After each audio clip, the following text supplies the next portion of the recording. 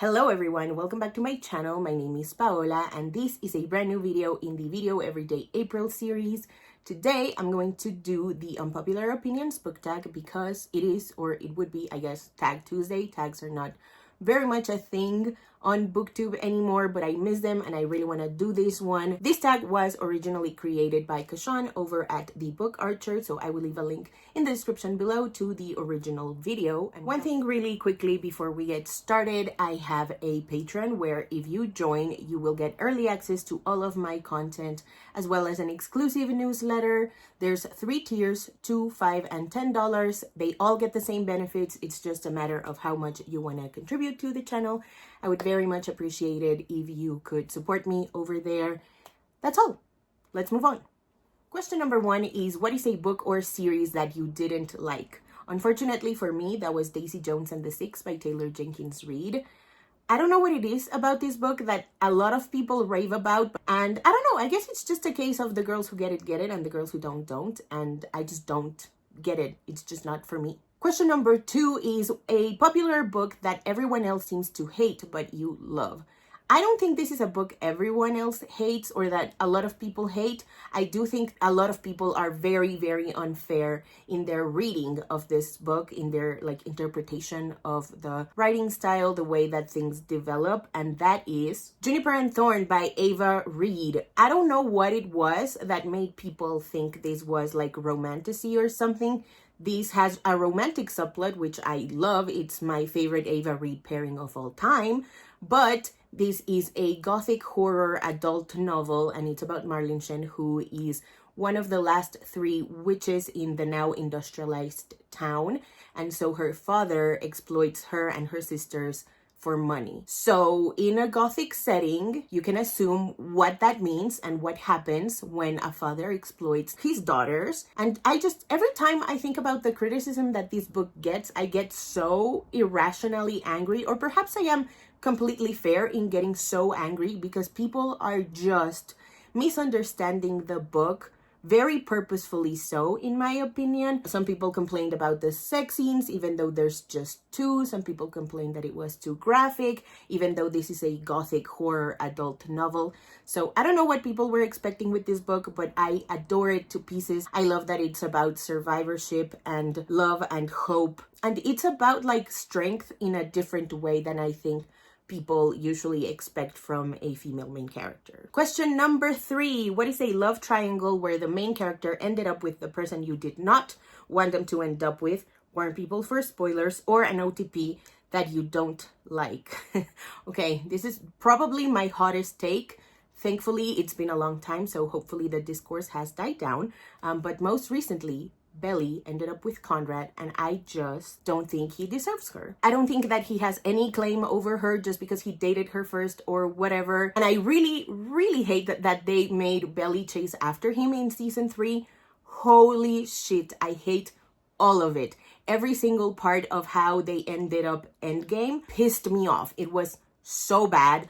I don't get it. Let's just move on before I ramble. Question number 4 is, what is a popular book genre that you hardly reach for? This is kind of embarrassing because I do like this genre. It's just not my first thought when I'm like, I should read a book. And that genre is historical romance. I've read 3 historical romances, all of which I have loved. Most recently, Rebel by Beverly Jenkins, and I also love 10 Days with a Duke by Erica Ridley. Those 2 are one of my favorite romances of all time. I also really enjoyed The Captain's Midwinter Bride by Liana de la Rosa. I just don't really gravitate towards that genre, and I would really like to change that. My TBR is kind of set up for me to reach out towards more historical romances, so I will update you in future videos as to how that journey plays out. Question number 5 is a popular or beloved character that you do not like. Very easy, Conrad Fisher. I just can't stand him. I just don't like him.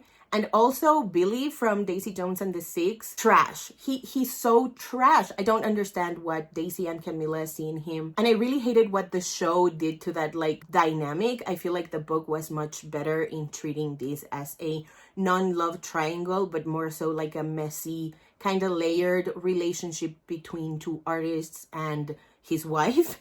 And in the show, it was very clearly like love triangle-y. It made it seem like they were both fighting for this man, where I don't think that the book did that at all. Question number 6. Who is a popular author that you can't seem to get into? I have a non-answer for this one because the 2 authors that I haven't really gotten into are Emily Henry, Sally Rooney, and Ali Hazelwood. Everybody and their mother loves these 3 authors, and I just haven't found it in me to reach for their books. I do own Happy Place by Emily Henry, and I really want to read Normal People and Conversations with Friends by Sally Rooney, as well as Ali Hazelwood's catalog. She has so many books. And again, I would really like to try their books, but I would much rather prioritize other authors, especially ones that already are in my TBR, people whose books I already own. Question number 7. What is a popular book trope that you're tired of seeing? I never get tired of tropes. I love tropes. For me, it's not a matter of the trope itself, it's how it is executed in a novel. And I find that there's some authors that really put a spin on these tropes and make it really fresh and rewarding as a reader. Let me give you some examples. I really love Talia Hibbert. I really love how she's written age gap romances, small town romances, especially the fake dating as well, and the semi-forced proximity that happens in A Girl Like Her. I also love Rilsey Adams's use of tropes.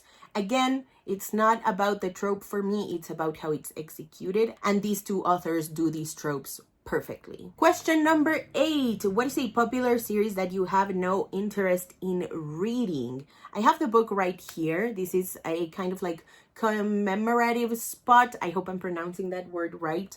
And it is, unfortunately, Miss Peregrine's Home for Peculiar Children by Ransom Riggs.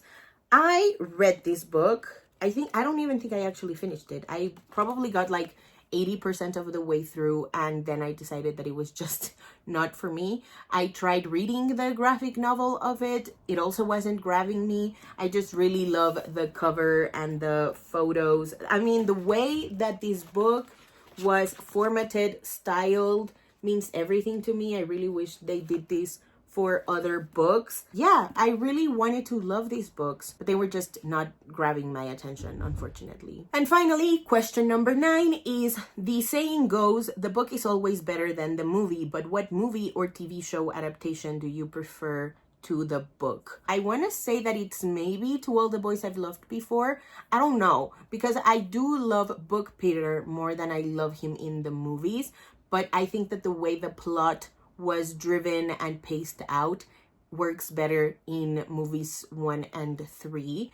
Movie 2, I would have to rewatch it to give like a proper criticism of what didn't work for me in that movie. But movies 1 and 3 are 10 times better than that second movie.